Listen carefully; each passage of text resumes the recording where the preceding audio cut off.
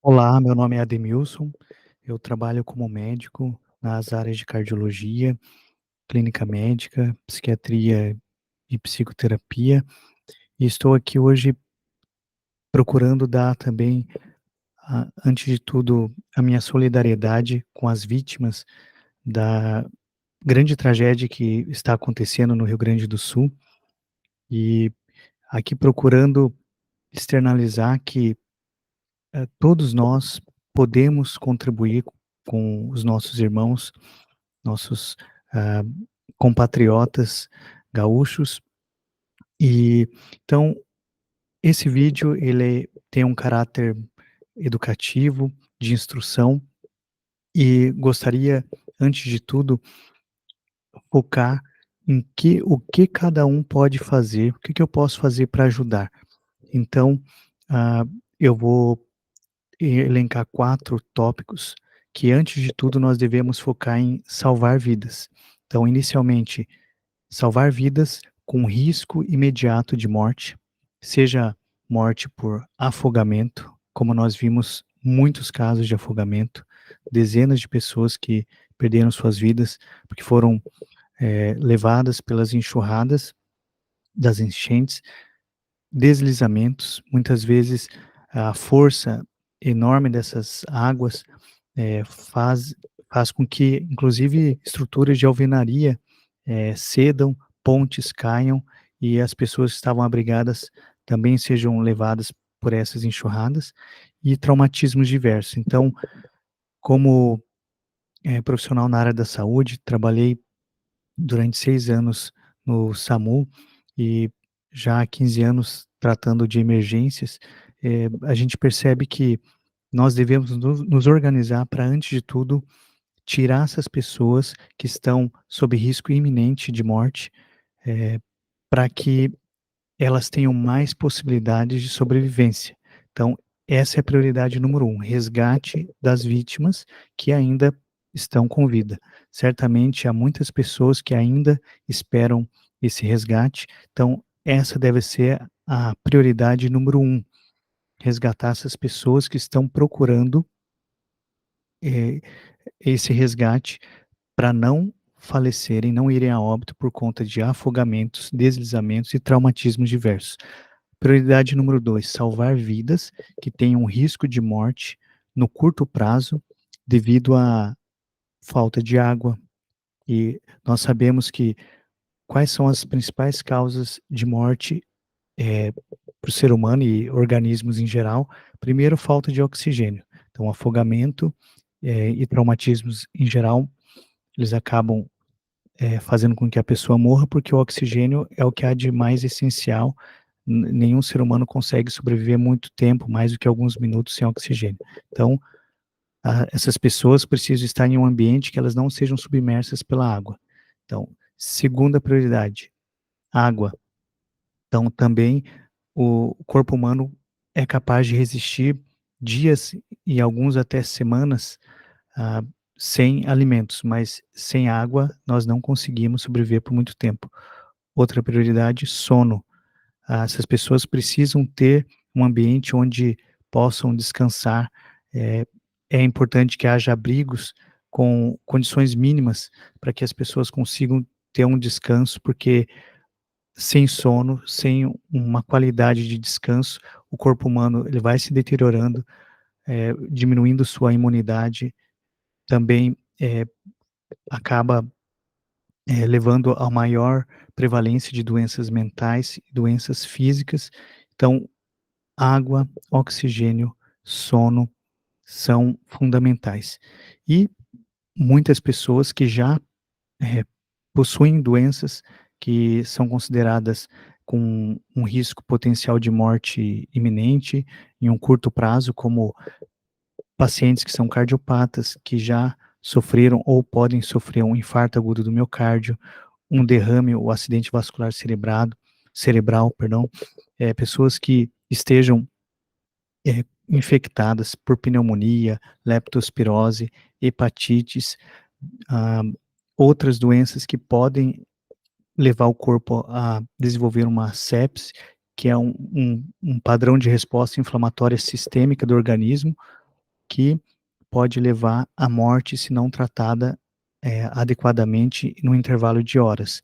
Então, nós precisamos resgatar essas pessoas com risco de morte iminente e também, eh, garantir uma qualidade de atendimento à saúde desses pacientes que são mais vulneráveis, que necessitam de água, de um local para descanso, e que necessitam de alimentos, que são pacientes que podem ir a óbito, por exemplo, pessoas que têm epilepsia, que não podem ficar sem os anticonvulsivantes, que podem ter, ah, crises epiléticas graves, por exemplo, e inclusive se afogarem ou passarem muito mal, pacientes com diabetes mellitus tipo 1, que não podem ficar sem sua insulina, por exemplo, e tantas outras doenças que são, prioridade para que as autoridades e os voluntários em geral, civis, estejam atentos para garantir as medicações desses pacientes.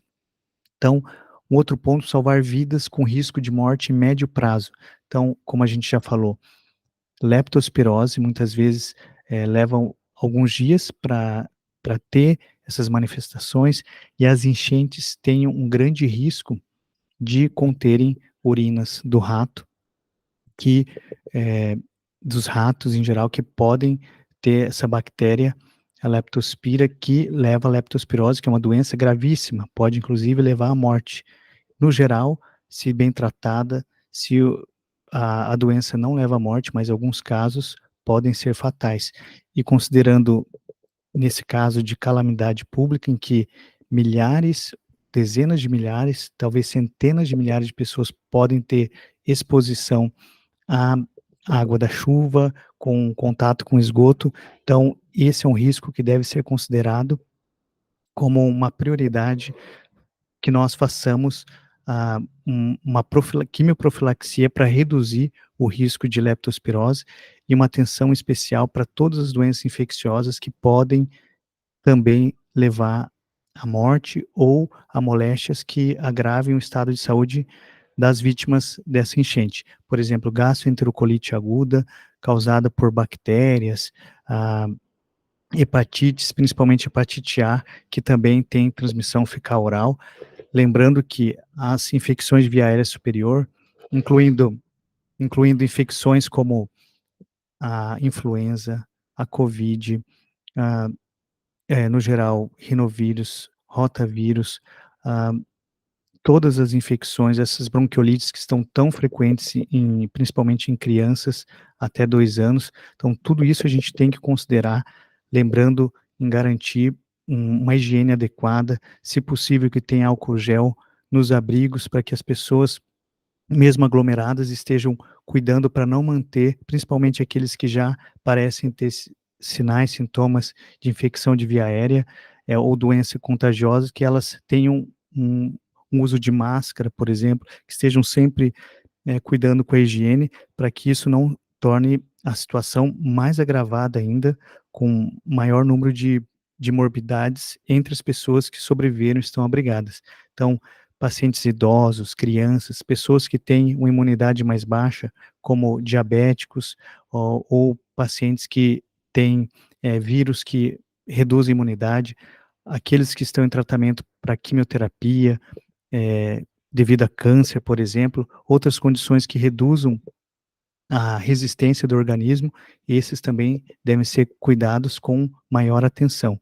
Pacientes também com histórico de doenças mentais, como esquizofrenia, pacientes com, também, o hoje em dia a gente tem uma prevalência grande de autismo, então tudo isso é importante que nós tenhamos uma atenção especial para essas populações que estão em risco, pacientes depressivos, que é uma doença muito séria, muito grave, que nessas situações de calamidade pública pode levar a ideações suicidas. É importante que tanto os profissionais de saúde, quanto familiares, amigos, voluntários em geral, estejam atentos a essas populações, para que elas se sintam confortadas, apoiadas, com todo o suporte adequado, para que minimize os impactos de toda essa tragédia já em seus problemas de saúde mental, físico, social, tá certo?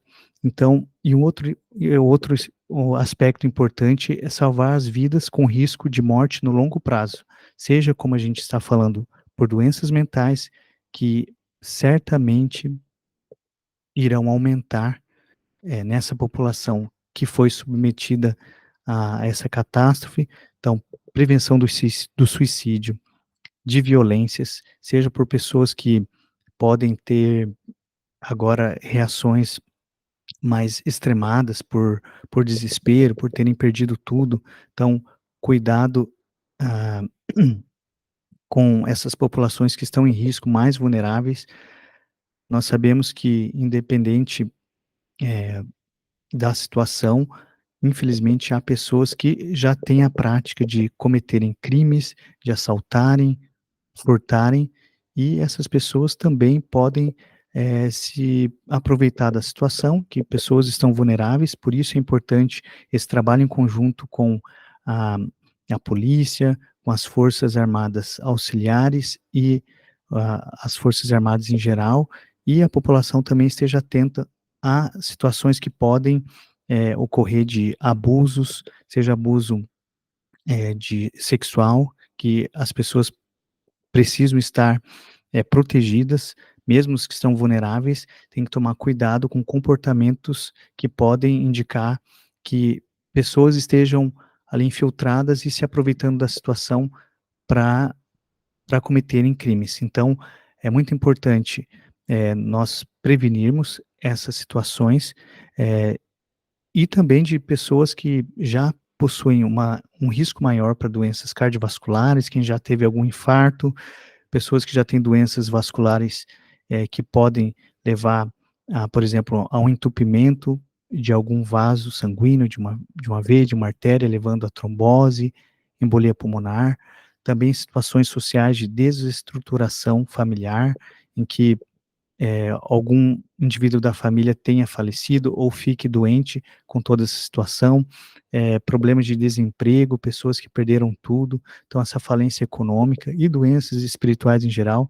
Quando eu digo doenças espirituais, é no sentido da transcendência, pessoas que certamente, nós fazemos nossas preces, nossas orações, para que todos estejam se sintam muito, eh, suportados, porque nós vemos agora mais do que nunca como o brasileiro é solidário. Nós estamos nos emocionando por vermos a esse heroísmo, das pessoas do Brasil todo, do povo gaúcho, aqui nós que estamos em Santa Catarina, que sofremos muito com essa tragédia dos nossos irmãos, e do povo do Brasil todo. Nós vemos como nunca como as pessoas têm se unido, e desde que eu soube dessa tragédia, eh, também não cessei de orar, rezar para que nosso Pai Deus abençoe a todos aqueles que estejam sofrendo com essa situação. E nossa função, enquanto seres humanos, independente de religião, se você é ateu, agnóstico, se é católico, evangélico, espírita, se é budista, se é hinduísta, se é muçulmano, independente da sua religião, nós, enquanto fraternidade, enquanto ser humano solidários que somos, da mesma espécie, nós somos ah, impelidos por, por essa solidariedade para que nós também ajudemos nossos irmãos com empatia, nós soframos o seu sofrimento e possamos fazer o nosso melhor para aliviar o impacto de toda essa tragédia. Então, aqui eu gostaria de mostrar para vocês um pouco sobre o que tem acontecido, com alguns vídeos que estão disponíveis no Instagram, no YouTube, inicialmente para que nós entendamos o que aconteceu, por que ocorreu esse fenômeno no Rio Grande do Sul. Por exemplo, Entenda qual a região mais afetada e os principais motivos dos temporais no sul do Brasil. O Vale do Taquari abrange 40 municípios da região central do estado do Rio Grande do Sul. Devido ao volume de chuva muito acima do normal e o solo encharcado, as águas dos rios menores correram para o rio Taquari, que por vez subiu bruscamente de nível, causando assim as inundações das cidades às suas margens. 3 fenômenos se somaram para que isso acontecesse. Ventos úmidos vindos da região da Amazônia, junto a uma forte frente fria presente no sul, mais uma área de alta pressão no centro do país, bloquearam a passagem das nuvens, fazendo assim com que elas ficassem estacionadas na região, concentrando toda a sua precipitação na área. Isso faz parte do fenômeno El Niño. É verdade que muitas outras áreas foram afetadas, mas o Vale do Taquari tem uma característica que potencializou a tragédia. Cidades foram construídas em locais chamados planícies de inundação, que são áreas que se alagam naturalmente com o aumento dos níveis dos rios. Cidades como Mussum, Santa Teresa, Encantado, Roca Salles, Arroio do Meio e Lajeado são exemplos. É extremamente triste ver vidas sendo levadas por esta tragédia. Procure fontes de confiança para doar e ajudar quem está na região. Aqui nós vimos uma explicação meteorológica para esse fenômeno que aconteceu, em que não há precedentes na história do Rio Grande do Sul, pelo menos no último século, e muitas pessoas dizendo da última grande inundação na década de 1940, mas que não teve, obviamente, esse impacto, porque ali há uma concentração maior de pessoas devido ao desenvolvimento urbano que ocorreu ali nas margens dos rios nessa planície de inundação. Aqui o cenário no dia 7 de maio de Canoas. Eu já morei em Canoas durante meu treinamento militar no ano de 2010, quando eu atuei como médico da aeronáutica por 2 anos, de 2010 a 2012. E é muito triste ver essa cidade muito bonita, povo gaúcho extremamente um povo simpático, um povo maravilhoso e sofrendo com essa situação. Aqui nós vemos um salvamento de uma criança por um bombeiro. Provavelmente um bombeiro voluntário.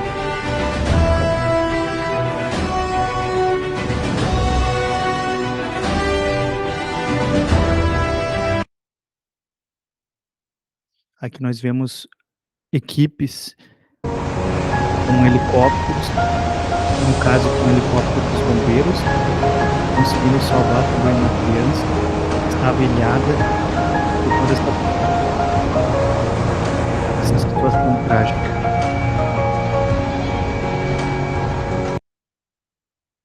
Nesse vídeo, um menino... A gente foi na casa do vizinho, que era 2 pisos, daí a gente foi lá terça-feira, que a avó falou que tava dando enchente, né, bora pra lá, daí a gente foi lá, daí a água começou a subir. No outro dia, na quarta-feira, a água já tava no 2º piso. Daí a gente subiu pro telhado para assinar pros bombeiros, mais nada, e daí 7h32 a casa foi arrastada e o avô falou, vamos pra comunheira. Subimos na comunheira e a casa descendo com a água. E a gente pulou numa árvore, o vô, eu e a avó. E eu consegui me segurar na árvore, o vô também, só que a avó só tava segurando um galinho, mas o vô pulou, pegou ela, puxou pra cima. E daí aguentamos, ficamos lá. Depois de 4 horas, de tanta casa e coisa batendo na nossa árvore, depois de 4 horas, mais ou menos 4 horas assim, a árvore caiu, quebrou para baixo. Eu pulei, o vô também, o vô tentou segurar a avó, só que não deu. Daí eu fiquei mais ou menos 1 minuto embaixo d'água, tomei 2 goles d'água, né? Me apavorei muito, raspei esse meu pé aqui, mas consegui sair, o vô também conseguiu. Daí tinha uma árvore na nossa frente lá, o vô já tava lá. Daí o vô pegou e me puxou pra cima e daí a gente conseguiu ficar 3 dias, 3 noites, umas 14 horas lá sem beber e sem comer. Mas é isso. Meus amigos, vejam como é emocionante a gente ver o relato dessa criança com uma resiliência espetacular, dizendo que ficaram 3 dias, 3 noites, 14 horas, sem comer, sem beber, e foram salvos. Então nós não devemos desistir de ninguém. Então aqui nós temos um outro relato emocionante. E aqui uma localidade onde ninguém chegou. Debaixo dessa casa, 5 pessoas estão em óbito. É uma cena muito triste. Eu cheguei a ver os corpos. As pessoas estão abraçadas. Uma família inteira. Aqui ficava uma casa. Um relato ali muito triste, uma família de 5 pessoas que faleceram. Aqui um outro relato que nós vemos. Eu presenciei uma família lá de um voluntário. Até me emociona, cara, porque um menininho de 10 anos em cima da comieira, segurando assim, a avó e o vô, e eles estavam gritando pra mim. Mas na correnteza, cara, olha só como é que vai, eu ia morrer junto. E aí a casa andou uns 500 metros com eles abanando, gritando. A casa bateu no eucalipto, virou ao contrário, quando ela voltou não tinha mais ninguém em cima. 6 pessoas a gente viu sendo levadas, arrastadas, gritando, sumiram o rio adentro. Pra ter ideia, os bombeiros pegavam as pessoas dos resgates em cima das casas e largavam lá. Os bombeiros foram lá e me pegaram um pouco do pessoal que tinha na minha casa. E aí botamos em cima do bote umas 7, 8 pessoas e foram algumas no meu barco. Aí na ida pra olaria, outras pessoas que estavam nas outras casas estavam pedindo ajuda. Depois de uns 5 minutos passou mais uma outra casa com 3 homens em cima do telhado gritando e foram em direção ao rio. Chegou um ponto que os bombeiros pararam 1h da manhã e tinha mais de 30 pessoas assim em média para salvar. Que daí no outro dia eu consegui fazer alguns outros resgates, mas tem pessoas que... O drama de uma pessoa querendo ajudar, e a gente percebe a insuficiência de recursos humanos, recursos logísticos, de aeronaves, helicópteros, de pessoas, porque apesar de muitas pessoas estarem ajudando, ainda os recursos são insuficientes pela gravidade da situação. Então nós vemos aqui também uma tentativa de salvamento. Pelo que eu li no relato, os bombeiros já tinham conseguido salvar uma pessoa e, ao buscar a próxima pessoa, vejam o que aconteceu.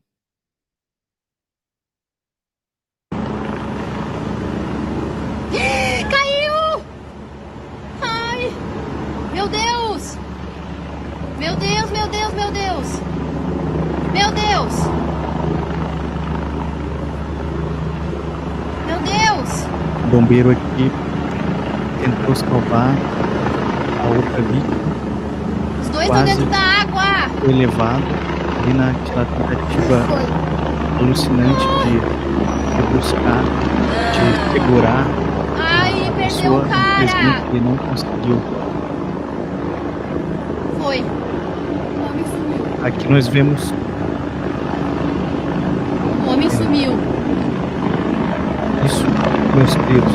Gostaria de a minha Não, ideia filha! com isso é que nós saibamos assim que a nossa vida, ela vale a pena quando nós vivemos com ideais, quando a nossa vida não é só para nós, uma vida que é vivida única e exclusivamente para si, uma vida vazia, uma vida sem sentido. Vocês percebem que na história da humanidade, o ser humano só conseguiu chegar, evoluir enquanto espécie, enquanto pessoa, porque nós nos ajudamos mutuamente. Então, tanto do ponto de vista antropológico, psicológico, ponto de vista social e também espiritual, a nossa vida, ela tem um valor maior quando tem um propósito, e o propósito de nos ajudarmos, de contribuirmos, de crescermos juntos. Então, nisso a gente percebe a grandeza do povo brasileiro, a grandeza da humanidade, e a gente tem mais esperança em que o Brasil tem jeito, a humanidade tem jeito. Então, aqui um último vídeo que eu gostaria de passar para vocês. Cara, o negócio era complicado, cara. Pra te ter uma básica, a mulher tava já era uma senhora já, né? Ela tava num lugar, meu, assim, a casa onde ninguém ia lá, cara. Ninguém ia achar ela ou coisa parecida, só que ninguém queria ir lá, entende? Porque os caras tava assaltando, tava dando tiro. E daí nós fomos e chegamos lá, tava a mulher. Cara, ela tava num quarto, né? E nesse quarto tinha janela, né? Certinho, tudo ali. Só que a água tinha passado a janela, a altura da janela já, entende? E ela tava num colchão, olha só, ela tava num colchão que ele meio que deu uma inchada e flutuou. E ela tava em cima daquele colchão já. Tava com o braço, acredito que até quase que quebrado, eu acho, que tava inchada, né? E pra ter uma base, começamos a quebrar a janela, tinha as grades. Daí subi no telhado, tirei umas telhas, daí era laje. Daí revirei por baixo, achei um alçapão. E nisso desmanchei um alçapão. E cara, assim, olha, eu te digo que só o fato de ter salvo ela já valeu tudo, assim, sabe? Valeu tudo, cara. Então nós vemos essa situação dramática, meus queridos. Em resumo, a situação é complexa. Eu gostaria de rapidamente fazer um resumo aqui de um protocolo em medicina de desastre, medicina de catástrofe, como é o caso que nós temos aqui no Brasil, que são das enchentes. Esse protocolo serve, em geral, para tudo quanto é desastre, seja desastre por furacões, tornados, terremotos, tsunamis, no caso enchentes, ou acidente com múltiplas vítimas, como um caso de uma colisão importante entre ônibus, caminhões, ou caso de que há múltiplas vítimas. Então, no geral, nós devemos estar atento a 3 T's. O primeiro T de triagem, o segundo T de tratamento e o terceiro T de transporte. Então, na região da triagem, onde é a área quente, onde nós temos ali vítimas que estão sofrendo aquele potencial enorme de óbito nos primeiros minutos, segundos, minutos ou horas. Então, é importante que quem for ajudar, principalmente quem é leigo, que ainda não teve treinamento de primeiros socorros, pré-hospitalares, seja o suporte básico de vida, o ATLS, o suporte avançado de vida no trauma, o suporte avançado de vida em situações como a CLS, PAUS, que é o suporte de vida em pediatria, que, antes de tudo, com essa boa vontade de vocês, estejam atentos a sempre contribuir em situações em que vocês percebam uma gravidade maior, que vocês estejam atentos a algum tipo de prioridade. Então, o que eu quero falar assim, no geral, a intenção desse meu vídeo é mais para leigos, então não vou me ater tanto aos detalhes para profissionais de saúde, mas nós temos que priorizar o atendimento,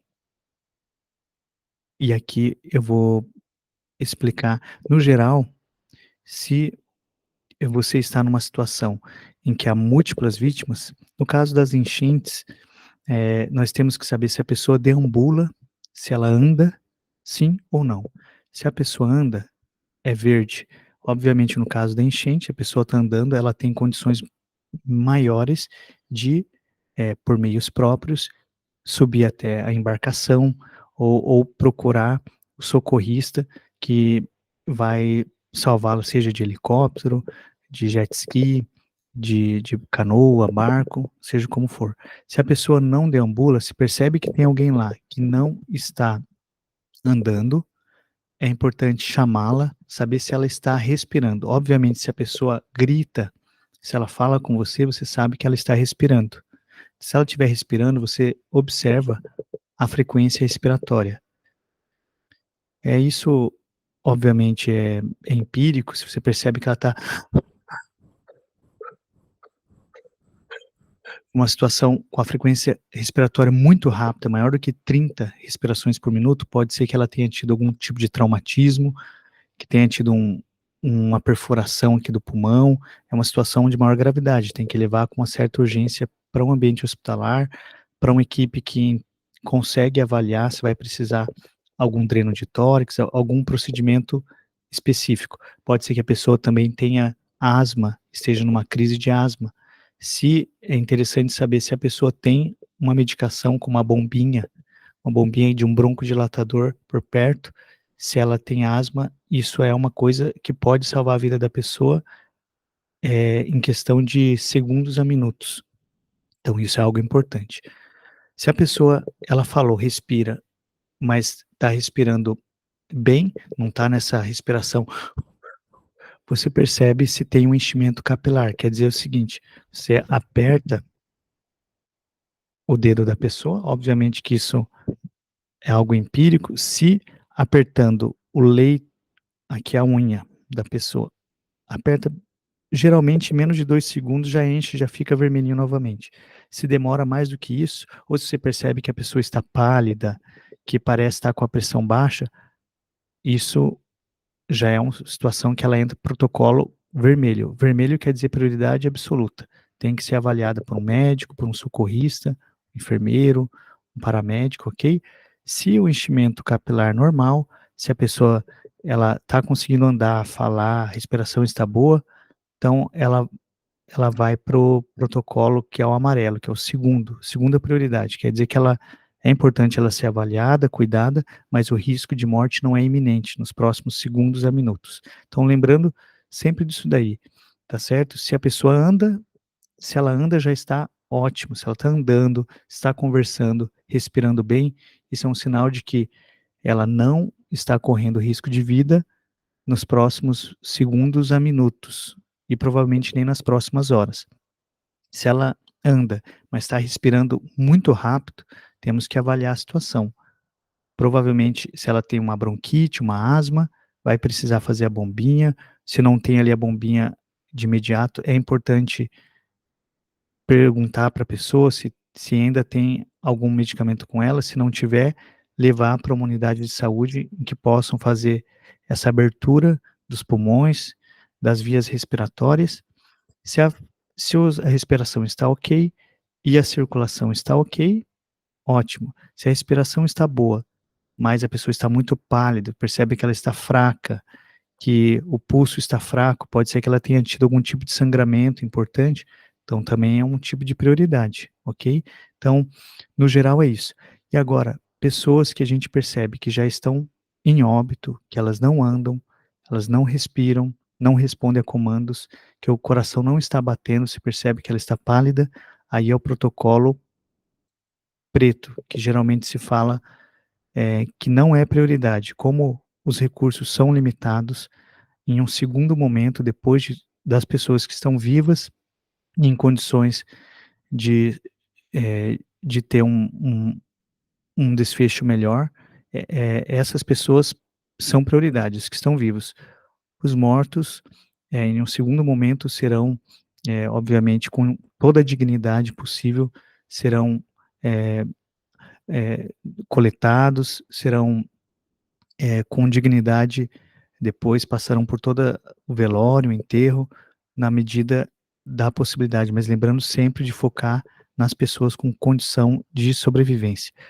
Agora, o que eu gostaria de, por último, de falar sobre essa nota técnica conjunta da Sociedade Brasileira de Infectologia, Sociedade Gaúcha de Infectologia e a Secretaria de Saúde do Estado do Rio Grande do Sul, que são indicações de quimioprofilaxia na leptospirose. Nós sabemos que a leptospirose é uma doença muito séria, é grave, e a chance de muitas pessoas contraírem a leptospirose é grande nessa tragédia.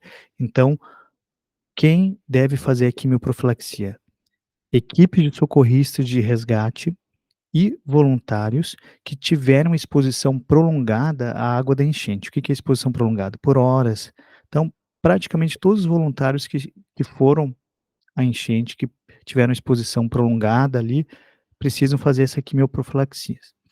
Ou pessoas expostas à água de enchente por período prolongado, que tem uma avaliação médica criteriosa desse risco da exposição. Como que a gente faz a quimioprofilaxia? São 2 medicações, uma ou outra. Ou a doxiciclina, que é um tipo de antibiótico, 200 miligramas por via oral, numa dose única. Então, pega ali o antibiótico, 200 miligramas da doxiciclina, toma uma só vez, tá certo? Caso de pessoas que tiveram contato com essa água potencialmente contaminada, né? E se a pessoa ainda tiver esse contato, se ela ainda se manteve nesse contato, geralmente isso daí é feito uma vez por semana. Então, faz uma vez.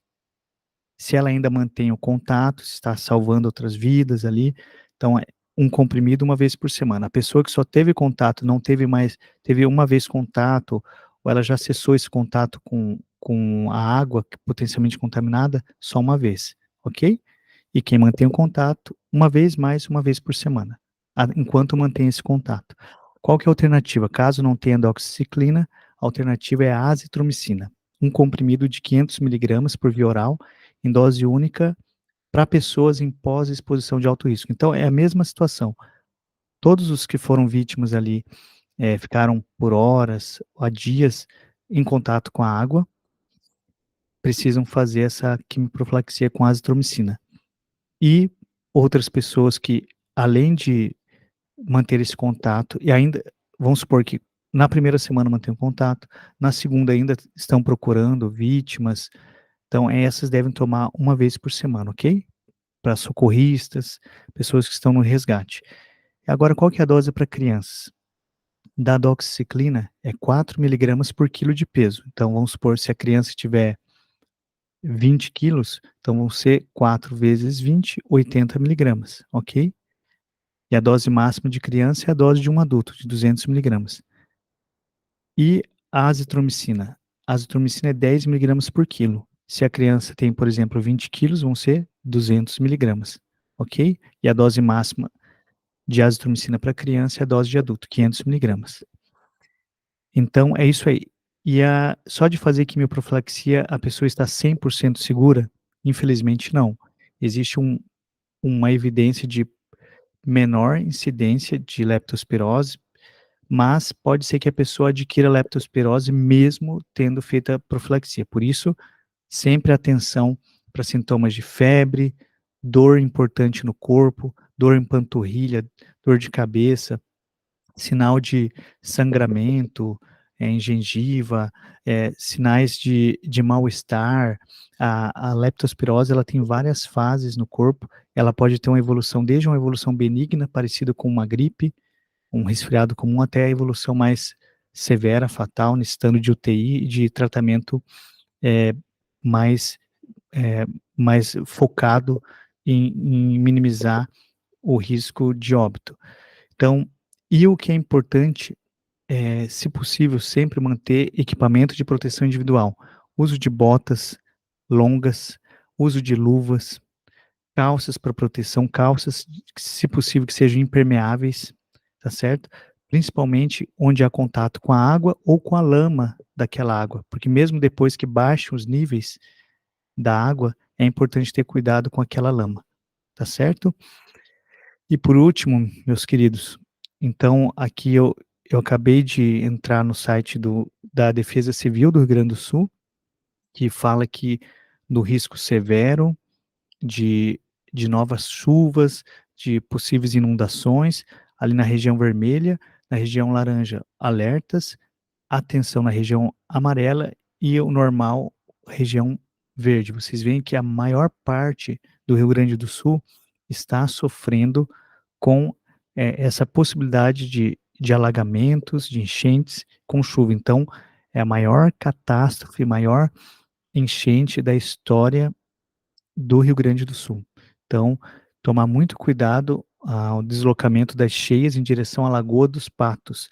Então, ali, pessoas que estão nas redondezas da Lagoa dos Patos, é importante seguirem as orientações da Defesa Civil, se puderem se proteger, na medida do possível, deixarem suas casas, principalmente quem está em situação de risco, né? E buscar locais seguros, tá certo? Eu ouvi alguns vídeos, alguns artigos em que a Defesa Civil estava orientando as pessoas a irem para o litoral em regiões seguras, abandonarem, por enquanto, né, essas regiões em que há um risco potencial de alagamentos, de enchentes, ok? Então é isso, me coloco aqui à disposição. Quero aqui, por último, mesmo orientar o que a gente pode fazer. Inicialmente, ajuda financeira. Nós temos aqui algumas instituições que são seguras, Instituto Floresta, Banco de Alimentos, Federação, o Tomás Giuliano, que é uma pessoa física ali, e a Academia Smart Fight, que estão ajudando lá direto para as pessoas que estão sofrendo, então é algo seguro que vai chegar lá na ponta com pouca burocracia. Essa Faz Capital, da Renata Barreto também o Mercadinho GG, que está sendo aí um parceiro do Pablo Marçal, e vários outros empresários que estão contribuindo. Tem uma iniciativa também ali de vários empresários, incluindo o Pablo Marçal, Luciano Hang, o Neymar, vários, tem o Wendel Carvalho, eu estava vendo umas postagens do Vitor Sorrentino, graças a Deus, muitos influenciadores estão colaborando, e agora é uma hora de união. Então, ao meu ver, não se deve ter politização dessa situação. Obviamente que a forma como a gente encara as coisas depende muito da nossa visão de mundo. Haverá pessoas que pensam que uma atividade ou outra é para autopromoção. Sempre tem pessoas que são desconfiadas com tudo. A mente humana é complexa, mas independente da intenção inicial, se as pessoas estiverem colaborando, ajudando financeiramente, ajudando com o tempo, sendo voluntário, fazendo oração, rezando, estarão fazendo um bem. Então, não cabe a nós julgarmos a intenção de ninguém. Jesus Cristo falou: não julgueis a intenção, para não serdes julgados. Então, a intenção do coração, da mente de cada pessoa, só Deus sabe. A gente pode intuir, pode ser uma coisa ou outra, mas só Deus conhece o coração de cada pessoa, e a gente, não cabe a nós julgar a intenção de um ou outro, é para se promover. Não cabe a nós. Cabe a nós fazermos a nossa parte e purificarmos a nossa intenção, porque estejamos unidos a essas pessoas que sofrem, e lembrando para quem é cristão que tudo que nós fazemos a um dos que sofrem, a um dos pequeninos, Jesus nos mostrou que é a Ele que nós fazemos. Então, lembrando que tudo que nós estamos fazendo para o nosso próximo é como se a gente estivesse servindo ao nosso próprio Jesus. Nós somos todos filhos de Deus, enquanto cristãos pensamos assim. Para aquele que não acredita em religião nenhuma, não tem fé, nós podemos pensar, nós somos todos da mesma espécie, todos uma fraternidade social humana, e é nosso papel auxiliarmos esses nossos irmãos que sofrem. Então, existem, para quem quer ser voluntário, um aplicativo que foi desenvolvido ali pelo Alan Nicolas e colaboradores dele, que Pablo Marçal está divulgando também, que é esse app ajuders.com.br. Existem iniciativas da Associação Ítalo Marcilli, ambulatório online de psicologia, de psicoterapia, de medicina, de psiquiatria, voluntários em geral. O Instituto de Psicologia Tomista também está com uma equipe para atendimento gratuito de psicoterapeutas, médicos, psiquiatras. Há muitas iniciativas individuais, de associações de pessoas, ou mesmo de pessoas que estão oferecendo seu apoio, também que me coloco à disposição, na medida do possível que eu puder contribuir, a gente vai fazer o melhor para que nós tenhamos uma minimização do impacto, e que nós possamos sempre, com resiliência, com esperança, tirar algo positivo mesmo das situações tristes, fazer do limão uma limonada. Lembrando que tudo que acontece na nossa vida, para quem tem fé, pode nos fortalecer, tá certo? Então é isso, meus queridos, eu fico aqui à disposição. Um forte abraço a todos vocês, estamos juntos, eu estou incessantemente em oração, rezando, suplicando a Deus por todos vocês que sofrem, e também unido como se fôssemos um só, assim como Jesus falou, para que sejam um, assim como eu e o Pai somos um. Então, a oração de Jesus pedindo que nós nos uníssemos, que fôssemos um só corpo, o corpo de Cristo nesse mundo. Eu estou percebendo como a fraternidade, a caridade, o amor faz com que a gente se una, independente da sua religião, da sua opção política, se você é de direita, de esquerda, de centro, se você gosta ou não gosta de fulano. Agora, eu penso, pelo menos, que não é hora de criticarmos um ou outro. Se a pessoa está fazendo algo, que bom. Se a intenção dela é se promover, isso daí é entre ela e Deus. Ao meu ver, se a pessoa está fazendo algo para ajudar outras pessoas, o resultado prático disso é algo maravilhoso. Pessoas estão sendo salvas, seja salvação da vida, seja a salvação é, ali de moléstias, de complicações, de sequelas, sejam físicas, emocionais, ok? Então, um abraço a todos vocês, obrigado por terem assistido esse vídeo. Se quiserem mais conteúdos, compartilhem esse vídeo com todos aqueles que vocês acham que podem se favorecer desse conteúdo. Curtam o vídeo, se inscrevam no canal e até uma próxima.